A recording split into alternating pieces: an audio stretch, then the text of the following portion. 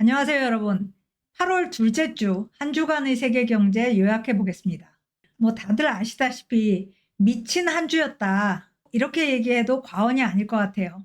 시장 대폭락했습니다. 그리고는 그 폭락의 흔적이 말끔히 사라졌어요. 아예 처음부터 없었던 일 같이 됐습니다.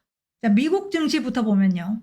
이게 미국 시간 월요일입니다. 여기에서 출발한 게 아니에요. 출발은 여기였는데 급락하고 시작했습니다. 그런데 금요일 주간 마감할 땐 어떻게 됐냐? 월요일 출발선과 똑같아졌어요. 희한한 현상이 나타난 거죠. 일본 증시는 더 드라마틱했습니다. 이렇게 떨어졌어요. 그런데 주간으로만 보면 회복했습니다. 미국처럼 완전히 회복한 건 아니지만 상당히 복구가 됐어요. 그런데 일본 증시가 왜 더 드라마틱하냐? 자, 니케이 1년치입니다. 이번 주에 지난 1년 동안의 증시 상승 다 까먹었어요. 바로 지난달에 역사적 고점이 있었습니다. 그런데 불과 2, 3주 만에 1년 전 지수로 내려왔다. 지금 이거 회복하고 있는 중이죠. 반도체 지수, 엔달러 환율, 국제 수익률 모두 이번 주 급락 경험하고 회복했습니다. 필라델피아 반도체 지수 월요일부터 이렇게 급락했고 금요일에는 월요일보다 더 올랐어요, 사실. 엔달러 환율 142까지 떨어졌다가 지난주 수준 147 회복했습니다. 국채 수익률은 더 재밌어요. 이 옅은 파란색이 2년물 수익률이고요. 진한 파란색이 10년물 수익률입니다. 월요일에 하마터면 이 2년물과 10년물의 국채 수익률 역전이 다시 한번 역전될 뻔했어요. 원래대로 돌아갈 뻔했단 거죠. 원래대로 돌아갈 때 경기 침체가 온다 이렇게 돼 있는데 월요일에 그럴 뻔했습니다. 그리고 수요일에 또 그럴 뻔했어요. 그런데 목요일, 금요일 거치면서 다시 2년물과 10년물 국채 수익률 역전이 0.15%포인트 정도로 벌어졌습니다. 예전에 1%포인트 이상으로 벌어진 거에 비하면 굉장히 갭이 좁아졌죠. 그래도 어쨌든 다시 벌어졌다. 지난주 역전폭과 비슷한 정도로 돌아간 겁니다. 한 주간에 있었던 일, 모든 게 다시 제자리로 돌아갔다. 마치 꿈이었던 것 같다. 이런 얘기 많이 나왔어요. 그런데 문제는 시장이 이렇게 요동쳤는데 도대체 그 원인이 뭐였냐 이거죠. 바로 이번 주에 있었던 일이기 때문에 원인을 면밀하게 규명해 볼 시간은 없었어요. 하지만 여러 가지 얘기는 나왔습니다. 먼저 지난주부터 얘기됐던 거죠. AI 거품이 꺼졌다. 빅테크들이나 AI 스타트업들이나 천문학적 금액의 투자를 하고 있는데도 AI 확산이 기대만큼 못하다. 매출 실적도 기대 이하다. 이렇게 되면 큰일이죠. AI 기대가 그동안 증시를 떠받치고 있었는데 이게 꺼져버렸다? 큰일입니다. 거기에다가 지난주 금요일에 나온 얘기지만 미국이 결국 경기 침체로 들어가는 거 아니냐. 이 불안이 갑자기 엄습한 거예요. 지난주에 나온 지표 7월 일자리 순증수가 6월에 비해서 낮아도 너무 낮았어요. 절반이 안 됐습니다. 실업률은 단기간에 급등했어요. 경기 침체를 예언하는 쌈룰, 쌈규칙의 요건이 충족됐습니다. 경기 침체 온다. 분위기가 이렇게 된 거죠. 그리고 엔캐리 트레이드 청산 얘기도 지난주부터 많이 나왔습니다. 그런데 이런 얘기들이 확실한 얘기냐? 그렇지 않아요. 좀 불분명한 데가 많습니다. AI 열기가 꺼진 것도 아직까지는 확실하지 않습니다. 더 지켜보자는 쪽이 더 많을 것 같아요. 그리고 경기 침체도 안 올 가능성이 더 높다고 얘기되고 있습니다. 온다고 해도 제한적일 거다. 경기 침체가 증시 하락의 명확한 원인인가? 아닐 거라는 얘기죠. 그리고 엔캐리 트레이드 청사는 하나 확실한 게 적어도 이게 원인은 아니다. 결과다. 이런 것들이 원인이 돼서 엔캐리 청산을 한 거지 그 반대 방향은 아니라는 거죠. 물론 여기에 더해서 일본의 금리 인상도 한몫했습니다. 어쨌든 이걸 원인이라고 보기에는 인과관계가 맞지 않는다. 이런 얘기고요.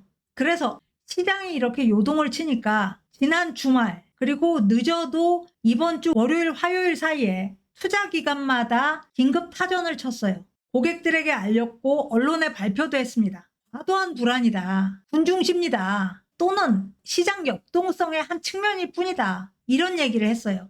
투자자를 안심시키는 말을 많이 내놨습니다. 불안 요인이 있긴 하다. 하지만 그게 큰 건 아니다. 지금 우리가 목도하고 있는 이 증시 급락은 경제 이벤트가 아니다. 경제 그렇게 나쁘지 않다. 시장 이벤트일 뿐이다. 브리지워터가 이렇게 얘기했어요. 그리고 이런 말도 나왔습니다. 그동안 너무 오래 변동성이 없었다. 가장 낮게 유지됐다. 그 반동으로 시장역학이 발휘된 거다. 눌려져 있던 게 분출한 거다. 한번 분출하고 나면 안정화된다. 이런 얘기죠. 자, 우리가 이 낮은 변동성 얘기를 좀 했습니다. 여기입니다. 거의 역대급으로 낮은 변동성이죠. 이게 작년부터 이랬다는 겁니다. 그 전에는 높았어요. 그런데 이렇게 오래 유지되는 낮은 변동성이 좋은 사인은 아닙니다. 불안한 거죠. 왜냐하면 변동성이 낮게 유지되면 반드시 한번 분출하게 돼 있다. 이게 이번 주라는 겁니다. 그 전에 변동성 분출을 보면 코로나 때예요. 그 직전에 낮았습니다. 그리고 글로벌 금융위기 때예요. 아무 예고도 없이 낮은 변동성에서 분출을 해버린다. 이게 시장 다이나믹스다. 이런 얘기가 이번 주에 나왔습니다. 그리고 또 하나 아주 여러 번 소환된 게 쌈 규칙, 쌈 룰입니다. 연준에 근무했던 거시경제학자 클로디아 쌈이 발견한 규칙이에요. 구체적인 수치도 있습니다. 3개월 이동평균 실업률이 과거 1년 사이의 가장 낮은 3개월 이동평균 실업률보다 0.5%포인트 급등했다. 이렇게 되면 경기 침체 온다. 이게 쌈 룰이에요. 그런데 이 구체적인 수치보다 더 중요한 게 있습니다. 실업률이라는 것은 천천히 오르다가 갑자기 급등한다. 이거예요. 그러니까 굉장히 불안한 거죠. 현재 실업률 4.3%. 저점에 비해서는 많이 올랐지만 그래도 역사적 평균에 비해서는 낮은 거거든요. 하지만 지금 상승하고 있는 속도를 보면 곧 급등할 거다. 이런 얘기가 되는 거죠. 이런 암울한 분위기에서 이번 주에 너무 반가운 지표가 나왔습니다. 목요일에 나온 실업보험 청구 건수 하락했어요.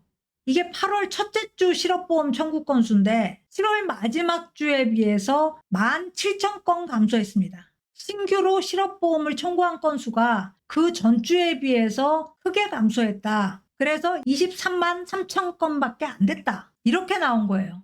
완전히 구세주였습니다. 실업보험 청구 건수라는 게 아주 중요한 지표거든요.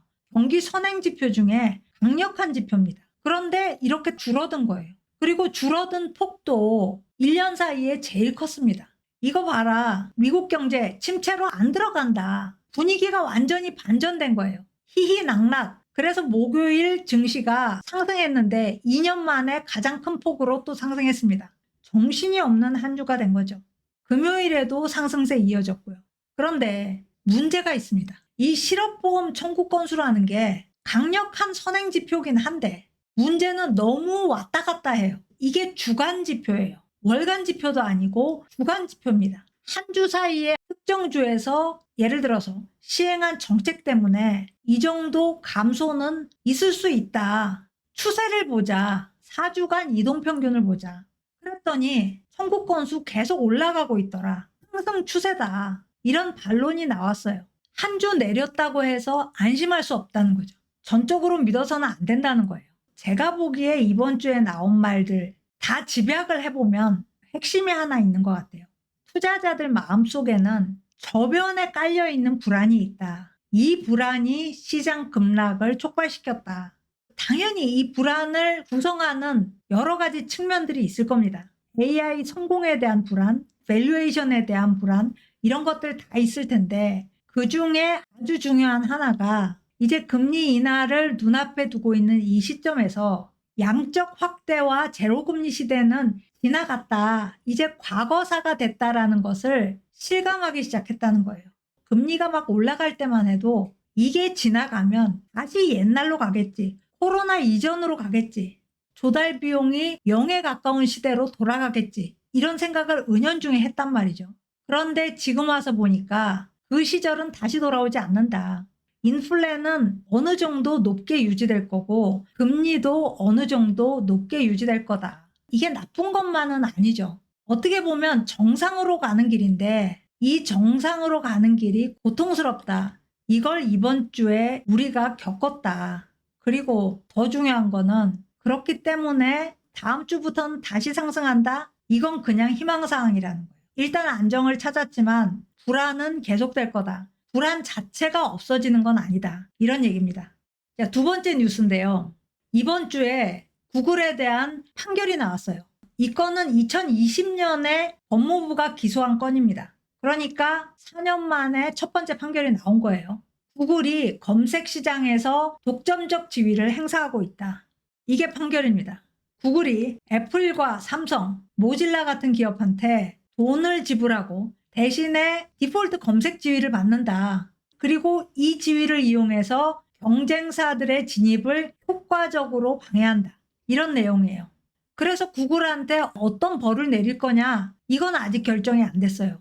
9월 4일에 별도 재판이 시작됩니다. 여기에서 별도 판결이 나올 거예요. 월요일 판결 전까지만 해도 분위기는 법원이 결국은 구글에게 검색 부문을 분리해라 이런 명령을 하지 않겠냐 이런 거였는데 이번 주에 이 분위기가 바뀐 것 같아요. 자, 21세기 들어서 기술 기업에 대한 독점 판결이 내려진 거는 이번이 두 번째입니다. 20여 년 전에 MS 판결이 있었어요. 이게 구글 케이스의 선례가 되는 거죠. 구글이나 MS나 모두 이 디폴트의 힘을 이용했습니다. MS는 어떻게 했느냐? MS는 기술기업 세계의 절대 강자였죠. 그런데 가만히 보니까 우리가 PC 운영 체계를 다 공급하는데 PC 세상을 장악하고 있는 거는 우리가 아니네. 인터넷 플레이어들이네. 이걸 발견한 거예요. 그래서 1999년에 MS가 자사 윈도우즈에 자사 브라우저 익스플로러를 심었어요. 그리고 윈도우를 사려면 익스플로러도 사야 된다. 강매를 한 거죠. 소위 번들링입니다. 이렇게 해서 당시 브라우저 1위 넷스케이프를 그냥 PC에서 축출을 해버렸어요. 넷스케이프가 설 땅을 잃은 겁니다. 이 점에 대해서 법무부가 기소를 했어요. 그래서 판결이 나왔는데 MS는 OS 사업에서 철수하든지 앱 사업에서 철수하든지 두 개 중에 하나를 해라. 기업 분할 명령을 받은 거죠. MS로서는 절체절명의 위기를 맞은 겁니다. 여기에 대해서 항소를 했는데 그냥 항소가 아니라 읍소를 했죠. 하라는 거 다 할 테니까 기업 분할만은 면하게 해달라. 그래서 2001년에 기업 분할 판결이 취소가 되고 언번들링 해라. 윈도우즈와 다른 앱들을 다 따로따로 팔아라. 그리고 경쟁사한테도 동일한 인터페이스를 제공해서 공정한 경쟁을 할 수 있도록 해라. 이런 판결이 나왔어요.